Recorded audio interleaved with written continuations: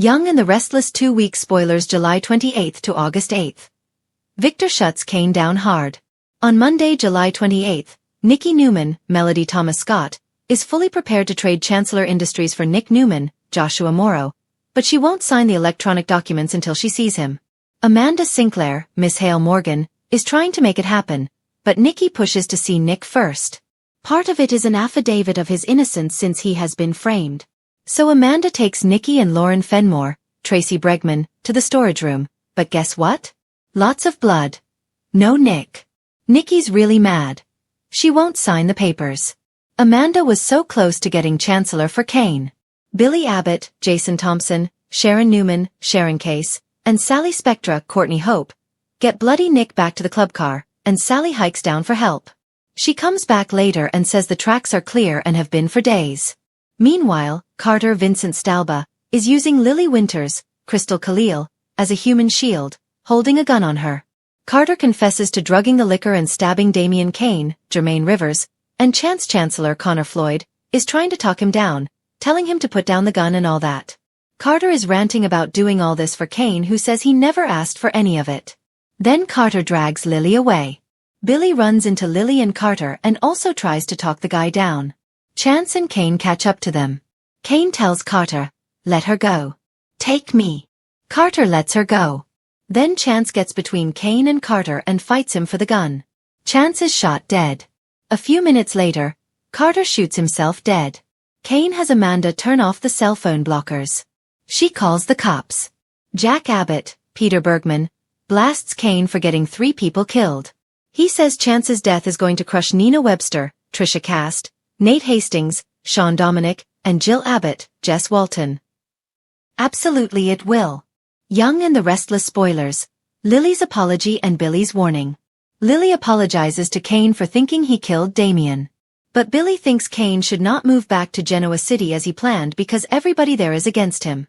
Of course, Kane's going to ignore that. He says he and Billy can talk about Abbott.com and other deals once he gets back to their hometown. Kane tells Amanda he is not going to give up on Lily. We all knew that, right? Phyllis Summers, Michelle Stafford, and Billy agree that Kane's big plan ended badly, and Billy wants Phyllis's help to get Chancellor back away from the Newmans. She's on board. Victor wants Adam Newman, Mark Grossman, to send a helicopter to get them the heck out of there. Nick reassures Sharon his wound is not too bad, and they have a long-awaited kiss.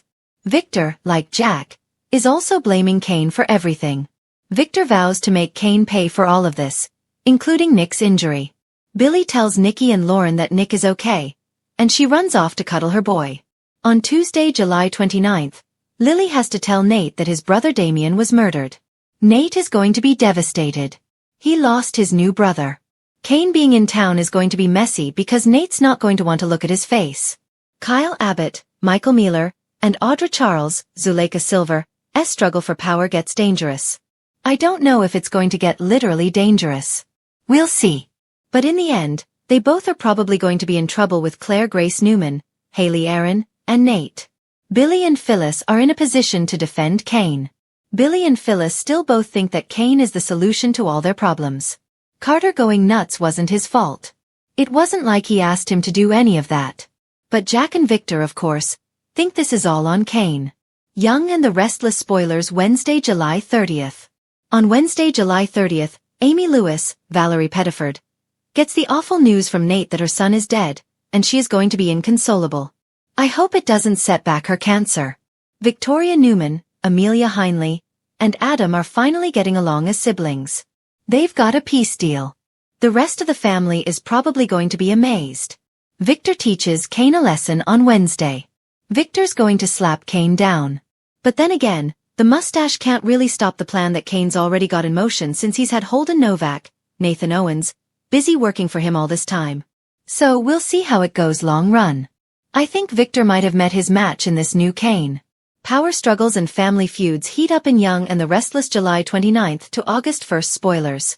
On Thursday, July 31st, Nick and Sharon's brand new reunion hits a speed bump, but I think it's going to be okay. Jack and Diane Jenkins, Susan Walters, are very concerned about Kyle and what happened in France and the messy Audra and Victor plot against him and Claire. They do not want Kyle going dark again. Victor unites the Newmans, and of course, They need to fight off Kane and Billy and other threats coming their way. On Friday, August 1st, Tessa Porter, Kate Fairbanks, gets assistance from Daniel Romalotti, Michael Graziadei. He is spending time in the park with Tessa and little Aria Porter Copeland. Daniel has a lot of doubts about his mom, Phyllis's new plan. Of course, that's her alliance with Billy to get Chancellor and also her plot with Kane to get everything else she wants. Daniel thinks this is all more crazy talk from Mom. Jack sacrifices something for Billy. We'll see if it's Abbott-com. We'll see if it's his peace of mind. Kane's return and new alliances shake up Genoa City in early August. Young and the Restless spoilers. Going into the following week, August 4th through the 8th, Kane is going to be in Genoa City officially. If you remember, Kane bought the GCAC, and I wonder if he's going to set up his living arrangements there. They have so many people living there instead of having other sets. Or maybe since Kane's going to be around long-term, Y&R splurged on a new set. Or maybe we're just going to see Kane getting an office at the GCAC. Obviously, he's going to check in with Holden and how he's progressing with his target list, which included Mariah Copeland, Cameron Grimes, Chelsea Lawson-Newman, Melissa Claire Egan, Claire, and I think Abby Newman, Melissa Ordway, was on the list. There was somebody else on the list. Remember, we have got Kane with a lot of irons in the fire. So what was going on in France was just the tip of the iceberg. Phyllis is already living in the GCAC, and that's going to help the schemers get together.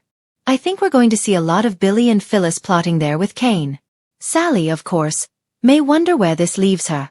Is Jack going to cave and let her run Abbott-com to keep Billy from spiraling? Maybe that's the big sacrifice. The thing is, Billy being close to Phyllis is not going to be great for his relationship with Sally. I'm assuming Amanda is going to be staying at the GCAC. Things are going to be really tense for Amanda and Kane with the Winters family after Damien's murder and all the blame being heaped on Kane. Nate surely is going to confront Kane for getting his brother killed, and Nate's going to be distraught and furious. He was just getting to know Damien, and they were just forming this bond. Now he's gone for no good reason. Young and the Restless spoilers. Chance's death rocks has seen its share of business power struggles, but when Kane Ashby crossed paths with Victor Newman this time, even seasoned Y&R fans were stunned. What started as an ambitious business pitch quickly turned into a verbal takedown that left Kane rattled, humiliated, and questioning everything he thought he knew about power in this town. It all began when Kane, freshly re-energized from a short stint abroad, returned to Genoa City with a plan. A plan that, in his mind, could revive Chancellor Winter's global reach and give him the respect he once commanded. Lily had moved on, Billy was thriving, and even Devon had seemed to outgrow Kane's antics. Feeling sidelined and forgotten, Kane convinced himself that the best way back into the spotlight was through Victor Newman himself, the ultimate king of the Genoa City Empire. A calculated approach. Kane set up the meeting in the Newman Enterprises boardroom, armed with a sleek presentation, a new pitch deck, and what he considered an offer Victor couldn't refuse.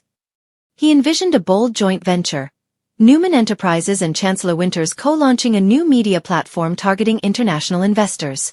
Kane promised innovation, youthful energy, and, of course, huge profits. Victor listened quietly, his expression unreadable. The room, with its towering windows and leather chairs, was heavy with tension. Kane mistook Victor's silence for interest, a rookie mistake. "So what do you say, Victor?" Kane finished, flashing his confident grin. "You and I could be the new powerhouse partnership this town needs." Victor's chuckle was soft but sharp enough to make Kane's smile falter. He leaned forward, fingers steepled, eyes narrowing in that familiar calculating way. "You're bold, I'll give you that," Victor said. "But I don't make deals based on desperation." The Newman smackdown. Kane blinked, confused. "Desperation? I'm not desperate, Victor. I'm offering opportunity." Victor rose slowly, his presence instantly filling the room. "You come into my office, asking me to bankroll a half-baked scheme built on ambition and envy. You talk about innovation, but what I see is a man chasing relevance." Kane swallowed hard, his pitch suddenly feeling paper-thin. "I'm not chasing anything. I have experience. I know how to lead." Victor's voice dropped an octave, cutting like a blade. "You had your chance at Chancellor. You had power. You had a family. And every time, you let your ego burn it all down."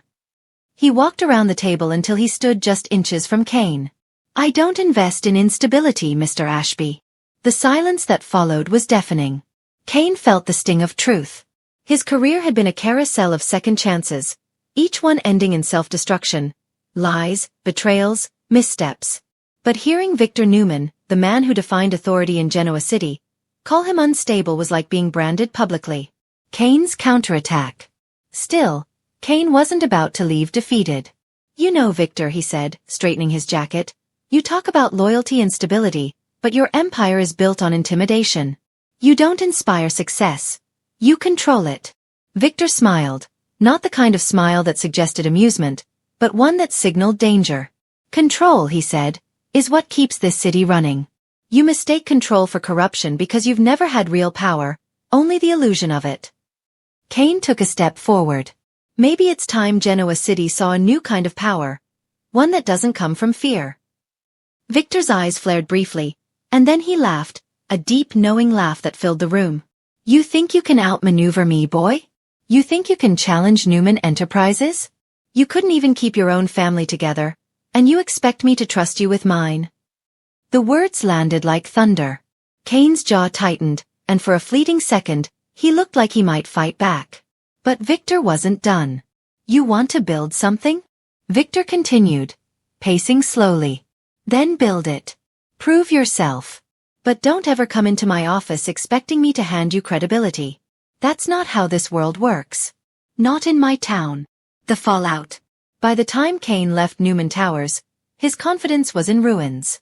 Genoa City felt colder that day, the streets harsher, the glances sharper. His phone buzzed with messages from Jill, who'd apparently caught wind of his failed meeting. Her text was simple: "Told you not to mess with Victor." But humiliation often births resilience. Later that night, Cain sat at Society, nursing a whiskey and replaying every word Victor said. He wasn't just angry. He was determined. "Fine," he muttered under his breath. "You don't believe in me? I'll make you regret it." Cain's mind raced. Maybe Victor was right. He had been chasing relevance. But now, he wanted something different. Not validation, not revenge. Legacy. If Victor wouldn't open doors, Cain would kick them down himself. The Whisper campaign. Days later, rumors started swirling. Someone was quietly buying up small tech startups across Genoa City. Companies with ties to Newman subsidiaries. Insiders whispered about a shadow investor, with deep connections and a grudge. Victor naturally caught wind of it.